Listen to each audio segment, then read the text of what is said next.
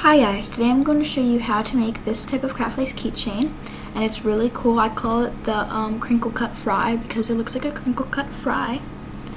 On the side here you can see, and it has a nice textury pattern. And I know I've already made a previous tutorial that I uploaded yesterday, but I wasn't talking during it, so it was really confusing.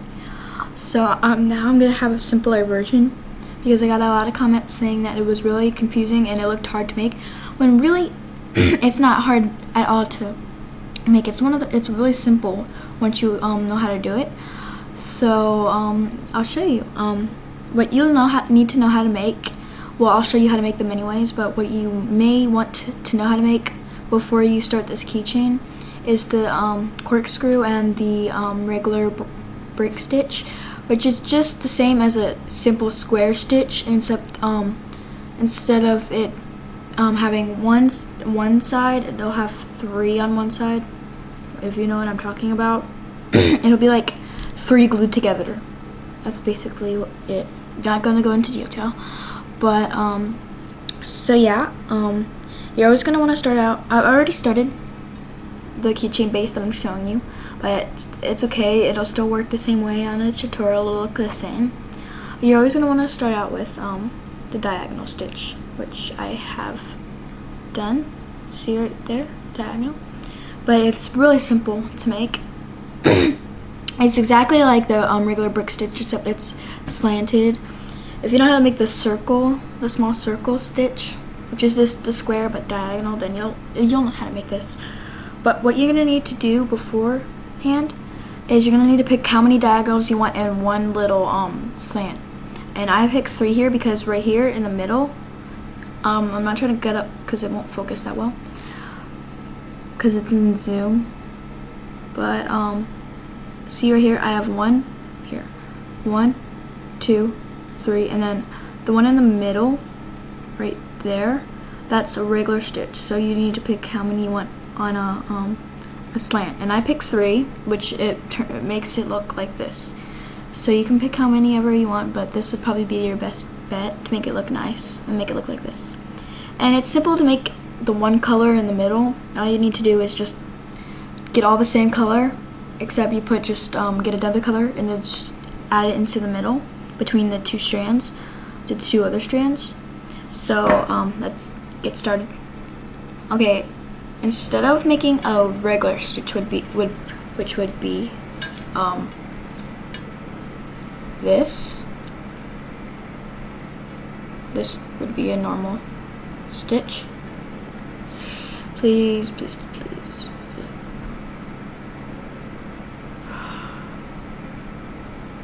There, this would be a normal stitch. Hopefully it looks like that. Instead of that here, instead of doing a normal stitch, which would be that, what you're gonna do is, instead of putting this strand straight across on that side, you're gonna put it on this side, which is basically where that strand is.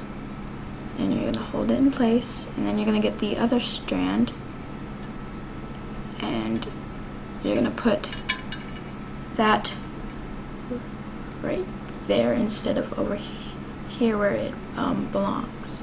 So just put it, and it'll look like that.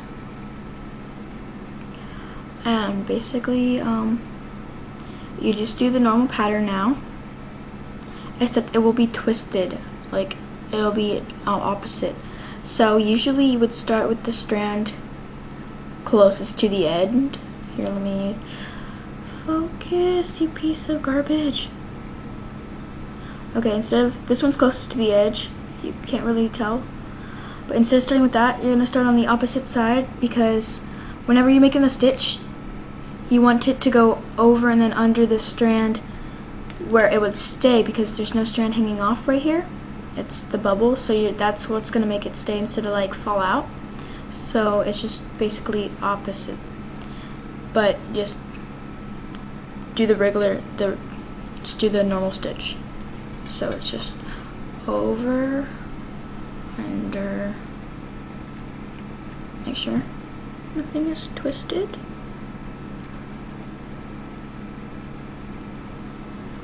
over, under,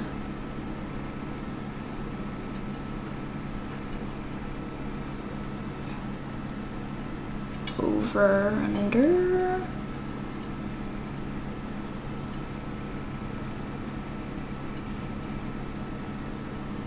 the first stitch is always the hardest stitch to complete, so don't get worried if you don't do it on the first try.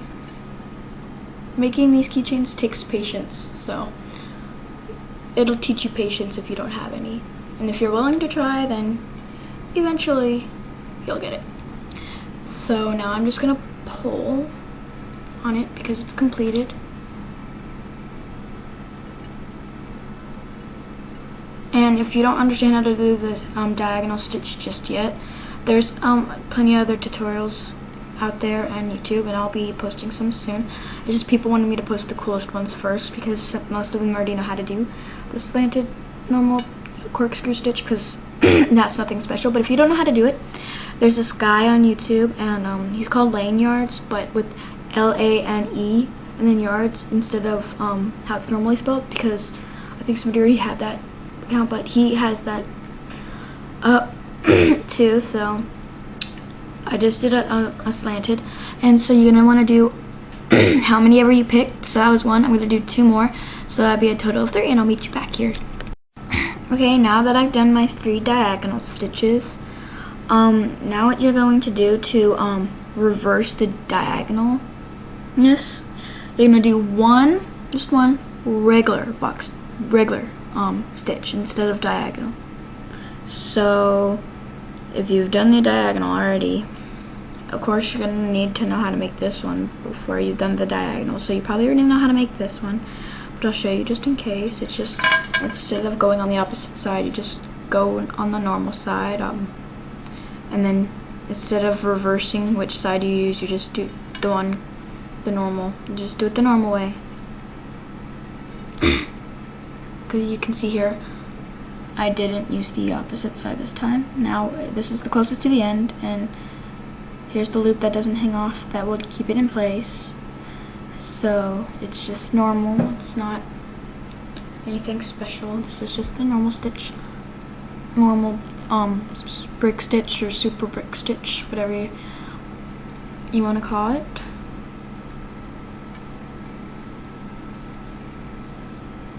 This is a really cool pattern. So I'm finishing up this stitch here. It's really simple. The over-under technique.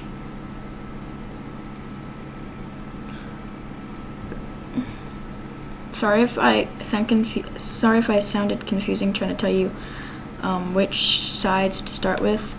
It's just, you'll understand. The side that doesn't have the string hang off is this. Whatever. You get me if you know how to make this stitch. So now that I've done a normal stitch, then you're just gonna do 3 more diagonal stitches. But that one normal stitch, that one regular stitch, has reversed the whole pattern. So now it's gonna, as you can see, it's gonna start going the opposite way instead of keep going that way. So just do 3 more diagonal stitches, or how many ever, and then you're going to do a normal stitch, and then you're going to do 3 more, and then a normal stitch, and so that's going to create the whole pattern. So I'll show you one more time. Okay, so I've done one more pattern on here, and you can see that the whole thing works, and there's the crinkly already starting to form. And remember, you always want to pull tightly when you're doing these keychains. So there you have it. I'm just about to make another normal stitch so that I can do 3 more diagonal, and then a normal stitch, 3 more diagonal, and then basically at the end it'll turn out really, really cool like this. So I hope this tutorial helped you. I know I've been getting a lot of requests on these tutorials, and I just haven't found the time to make them until now because we were on break for Christmas, of course. So I have a lot of free time on my hands because there's no schoolwork, and it's 5 days till Christmas now, I believe. So yeah, I'll have another Craftless keychain tutorial up either later today or tomorrow, so you can look out for that. So if you need any more help, just personal message me, and I may go on Blog TV to show you how to answer your questions, and to show you how to better understand the keychains and how to make them better. So thank you for watching. Please comment, rate, and subscribe for more of these tutorials. Bye!